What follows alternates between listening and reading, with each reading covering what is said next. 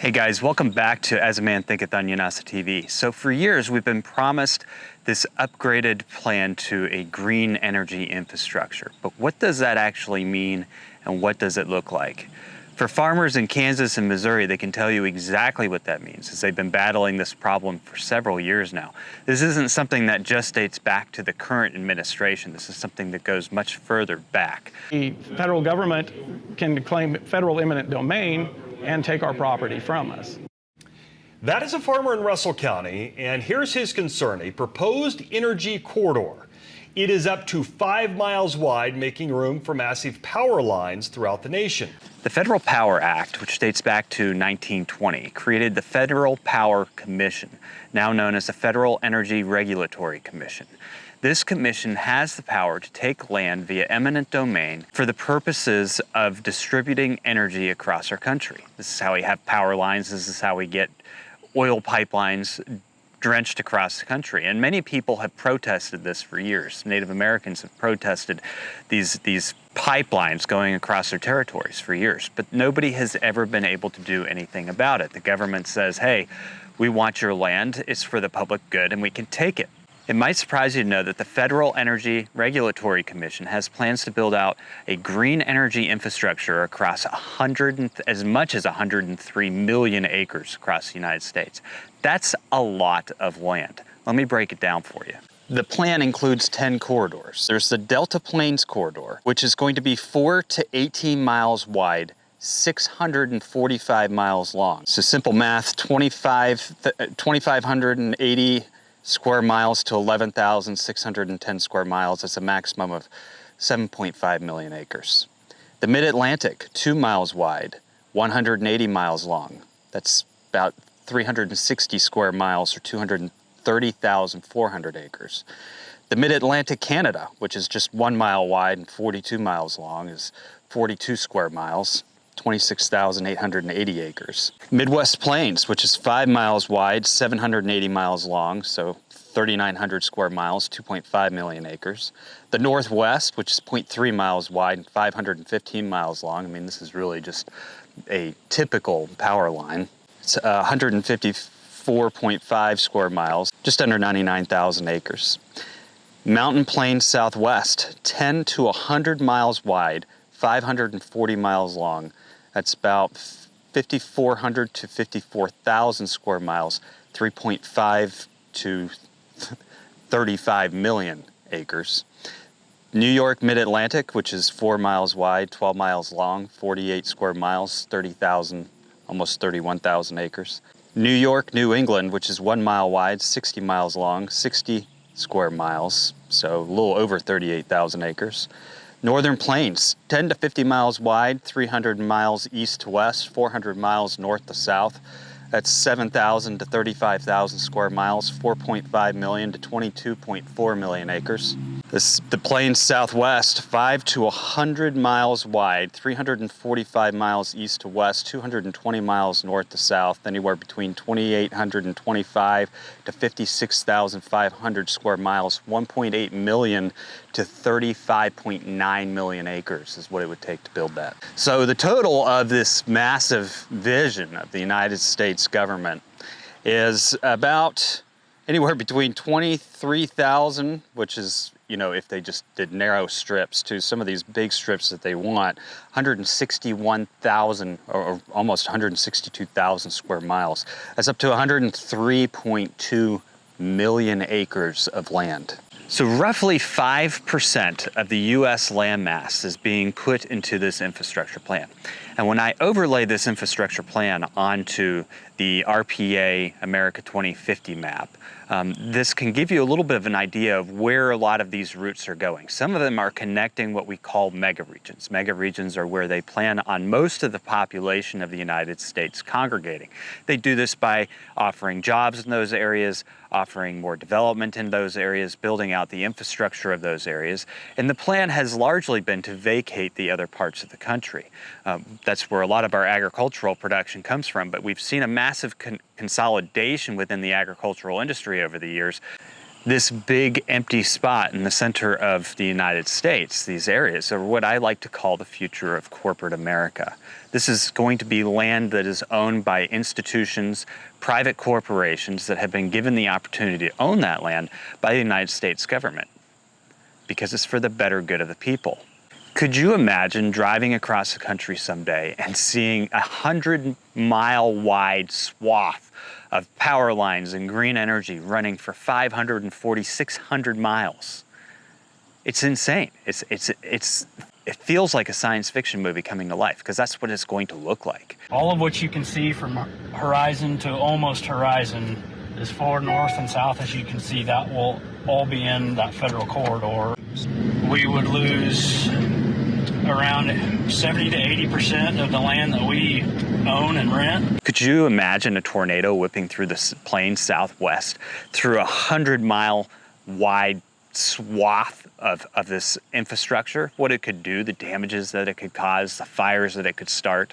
You wouldn't be able to put it out, not with all the lithium batteries. Not to mention, this is just for the power line infrastructure, for, more wind turbines, more solar panels. It's not including the lithium batteries and the cobalt that they're going to need to build out this infrastructure. That's the big holes in the ground that you're starting to see develop in places like Maine and Utah. Patrick's right. The giant hole in the earth from getting all this battery stuff out, it's right up here and just a few miles away. Yeah. If they cut the trees, you can see the spot from here. Yeah. There's going to be a giant hole in the earth. Yeah. They take all that out of there. I know. The big giant hole in the earth they're going to have to dig to make all those batteries. Yeah. What are you going to do with that big giant hole? Great Lakes are going to flood into it. Yeah. Well, that's all going to be dangerous. You can't touch it, can't get near it, right? Yeah. Hazardous waste. Yeah. Chuck it all back in that big giant hole you made in the earth. Fair. How do you put out a fire if one of these catches fire? How do you put it out? You stand back. Smoke them if you got them. But how do you put it out? Yeah, that's it. In reality, this is what the green energy world looks like. It's not as pretty as many people have thought it to be. And that's because you need this amount of space to be able to capture the resources of the wind, to be able to capture the resources of the sun, and then transport it to these mega regions. Kansas, for example, has the ability of producing approximately 3 million megawatt hours of electricity. Kansas alone could provide 75% of the U.S. power supply, 75% of the current U.S. power supply. As we continue to grow and we develop these mega data centers, which utilize a tremendous amount of power, we're going to need more power. So the idea is we'll go into this area of the country where there's a bunch of farmland, we'll take the land by eminent domain, and believe me that the infrastructure for this is just the beginning, that these power lines are just the beginning. Once they have those installed, they're going to need to acquire more farmland in order to build out solar farms, in order to build out wind turbine farms. And a lot of people think that this stuff is clean energy, that it has no impact on the environment, but there have been a tremendous amount of studies that show you that wind turbines are actually extremely bad for the environment. They're horrible for the microbials of the soil. Solar panels, they increase heat. Everybody's worried about global warming, but they're not worried about raising the heat levels out in these fields where they're setting these solar panels. In my perspective, this is a huge problem, not just for the environment, but it's also a problem for property owners. It crosses a line that we see a lot when it comes to eminent domain, where the government is giving the power to take the land away from private individuals and giving it to private corporations for profit. Farmers in my state have expressed a lot of concern with the Grain Belt Express and your company's use of eminent domain. So let me just give you a chance to say what your response is to farmers and rural homeowners in my state who don't want transmission lines running over their farms, preventing them from planting crops or having their land taken from them for corporate use. Sir, thank you for the question. I would say that community engagement is first and foremost in our mind when we're developing any type of project. And in addition, what we are thinking about is what is the necessity to make sure that lights stay on and that we can improve the reliability and resilience of these communities as well as across these communities, from one to the others. And that's why we find it very important that we look toward the larger view of what is necessary in the communities, but then at the state level, and what is in the national interest. And that's why we are continuing to work with communities to make sure that they are that they are understand what we're doing and that they give us feedback as to how we should develop these projects responsibly. You're taking Missourians' land from them. And we are. And you've gone to court, your company has gone to court and sued Missouri farmers to take away their land.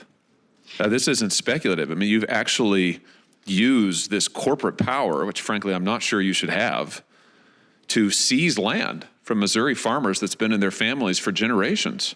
Well, sir, I would actually say that I think about we would have power that would go into communities in Missouri. So I would just. I'm happy. That's the new Tiger Connector line. So after it was pointed out that your original Grain Belt Express did nothing for the state of Missouri, then you came back and said, well, we'll add something more. So what commitments are you going to give the farmers and residents of Missouri today that they'll actually benefit from this land grab? Yes, sir. Since we, as Invenergy, have taken over this project, we have done an inordinate amount of community engagement. We will continue to do direct community engagement. This project did not start with us, but we took it on, and we took it on with the objective to make sure that the communities are well spoken to and well heard from in order to make sure. What are they going to get? Are Missouri farmers and residents, are they going to get lower energy prices out of this? Or how are they going to benefit? You're putting a huge transmission line across 200 miles of land in the state of Missouri. You have gone to court to seize the land from Missouri farmers. You're a private corporation, aren't you? Yes, we are, sir. But how much money are you making on this? I'd have to get back to you on that. Would you? I'm really curious because you've got Missouri farmers who, in many cases, these are small family farms. These are not massive corporate farmers. This land has been in their family for generations. They just want to be left alone and be able to farm. And you're a major corporation who's coming in here and taking them to court literally to take their land. And then the benefit they get from it is nothing for the state of Missouri. And you talk about the national good. So your message to them is, give us a big, rich corporation your land or we'll take it from you. And you should just live with it. Sir, I'm sure that that's not the message that we're trying to. That's what they're hearing.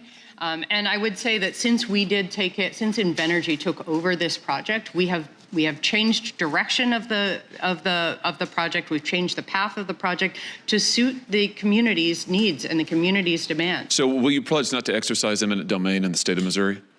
I'm not authorized to. That's a no. I'm not authorized to make that commitment, but I will certainly get back to you. That I think would be the kind of, if you want to talk about rebuilding trust here, I think if you as a corporation would say, you know what, we're not going to take your land from you.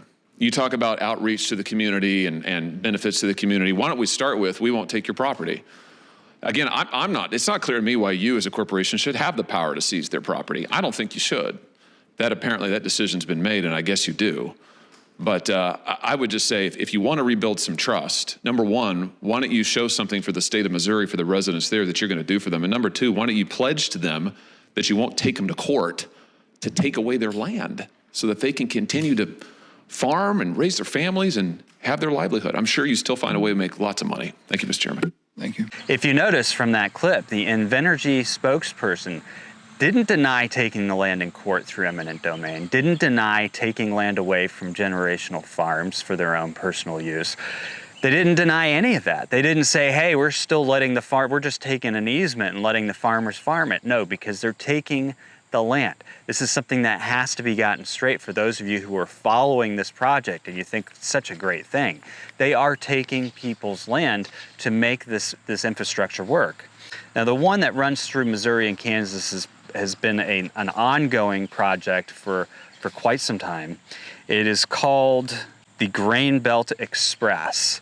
And it was originally being built by a clean energy company and was taken over by Invenergy several years ago because they weren't having much luck. They were trying to negotiate with over 1,700 landowners on buying them out of their land to be able to use it for this massive energy belt, and farmers were refusing to do it. The state of Missouri was actually sticking up for their farmers.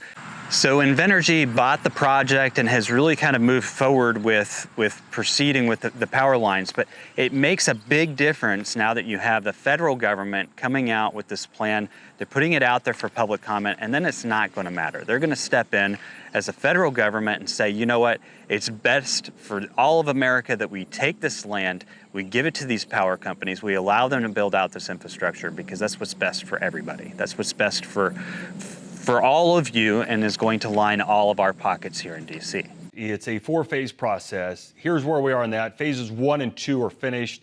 This fall, phase 3 begins. This is where the Department of Energy will hear from you. So far, no in-person engagement sessions have been released, but there is an email where you can submit questions, your comments, or your concerns. So this land that they're taking is not, like I said, just Missouri, and it's not just Kansas. They're doing this all across the United States. You can actually look at where these massive swaths of power supply are going to be put. And they're even taking the land from Native American reservations. This almost reminds me of 1862. Now what we're doing is we're going into these tribal regions, these Native American communities, and we're saying, you know what, we're going to take your land, but we're going to give you power equity. You're going to have equality when it comes to power running to your reservations, because we have to run these massive power projects right through your reservation. You'll benefit off of it, just like they did the oil and the gas pipelines, which they actually didn't benefit off of. People in Kansas, farmers in Kansas, they've already been dealing with this problem for quite some time. And I've heard and seen the horror stories of the wind turbines in Kansas, for example. I've driven through Kansas and seen wind turbines literally leaking oil, and the oil just floats, it goes everywhere in the environment. Nobody comes out there to fix these things. Nobody goes out there to clean it up. I've seen this with my own eyes, and I've heard the horror stories from farmers who have accepted payment to put these wind turbines on their land, and then nobody comes out to maintain them. Oftentimes the turbines end up breaking down, and then the farmer doesn't get any income off of the wind turbine, but they have this gigantic fan sitting out in their pasture that they can't do anything with. This is how the clean energy system has worked in the past. How do we expect it to work any better in the future? These are massive corporations, and they're not just US corporations. Invenergy is a global corporation. Michael Polsky, the guy who started the corporation, is on the World Resources Institute board, which is a member of the World Economic Forum. And a lot of the infrastructure that you're seeing, a lot of this planning, a lot of this relocating of people, a lot of what is happening out there today, all comes from agendas from the World Economic Forum. In fact, you can read about the Renewable Infrastructure Investment Handbook, a guide to institutional investors, and putting together this massive infrastructure on the World Economic Forum's website. None of this is a secret, and a lot of it is stuff that some people actually agree with. There are people who think that we're destroying our world with energy that comes from carbon sources, and so therefore we need to move on to these other things. It doesn't matter to them that we'll be digging gigantic holes in the ground using some of the most polluting methods of mining in order to get the cobalt and the lithium that we need to be able to build out the infrastructure. It doesn't matter to them that we're going to be putting in wind turbines across the country in large swaths in some of the most intricate and important ecosystems in the United States, U.S. grasslands. They process a considerable amount of CO2. They're one of the most critical ecosystems in the world. And yet we're going to put up these wind turbines that have been known to destroy microorganisms in the soil, which, as we know, are necessary for the growth of plants. They're going to be putting in solar panels, which we know increase the heat. I mean, it's going to destroy, in my perspective, absolutely destroy those ecosystems. It is a lot less natural than piping under the ground to get oil somewhere. But this is the future of America, and this is what we have voted for, and this is what the green energy grid looks like. It doesn't look like something that you and I benefit off of. It's something where these large corporations who are all associated with these massive agendas are going to make a ton of money, and they're going to make it at the expense of taking your land from you by using eminent domain, because what they're doing is for the greater good. Not just the greater good of Missouri, not just the greater good of Kansas, not just the greater good of Nevada, but for the greater good of the country and for the world, for that matter. That's why you have one of these energy lines going up to Canada. I think we can all say with confidence that the U.S. power grid is a mess. It needs an upgrade. And by that, I mean, just look at the power lines around you. How many of those are falling down in storms? How many of those are mismanaged? It's because a lot of the money, they have over $4.5 billion since Biden administration has been in office that has been allocated to this project. How much of that money do you actually see going into the power lines that are feeding your house? How much of that money do you see actually going into the infrastructure of your cities?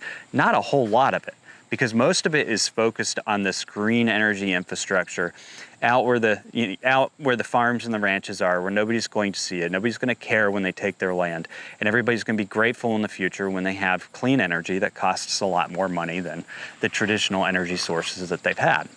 And we're all going to end up paying for it. We're all going to end up paying for it from paying back the billions of dollars that are being put into these projects as taxpayers, and then we're going to be paying for it on our energy bills when they charge us more money because they've had to put in all this new infrastructure. We're going to pay for it twice, maybe 3 times, maybe 4. Farmers and ranchers and people who have lived in these areas, tribal entities, are going to be paying for it for the rest of their lives. They won't be able to get that land back. They're going to lose it. They'll never be able to restore their ecosystem to what it once was. It's going to destroy migratory birds. Think about all the migratory birds that would be flying through those power lines, flying through those wind turbines. It is likely one of the most concerning things I have ever seen from an environmental perspective. 103 million acres at maximum. I mean, that wouldn't be, it would probably end up somewhere, below that. But you're talking about a massive amount of land in the U.S., not 5% of the U.S. land mass going into this project. At some point, I think we have to ask ourselves the question, what is more important? Where do our values lie? Does green energy have to be installed in this manner? What about people becoming more energy efficient with their homes? What about people putting solar panels on their roofs? Are there other solutions other than taking other people's land to feed these big data center projects, to feed these mega region projects? Is it fair? Is it just? I have a feeling that we'll be looking back on this infrastructure plan the same way that we look back on the Homestead Act and many other things that have happened throughout history, where we recognize later on, okay, maybe that wasn't the best thing to do. Maybe that wasn't the best way to go about it. But we're here now, so we just move forward with it, right? Or what we could do is we could reach out to our legislators and we can demand a stop to it. We can demand a change of direction, because they don't have to build all of this. In my perspective, there are many ways of upgrading our power grid. And from a national security perspective, I don't think that it's a very smart idea to have such a concentration of power production within certain areas and then distributing it across the country. In fact, it makes us more vulnerable, in my opinion. But that's my opinion. Not everybody shares it.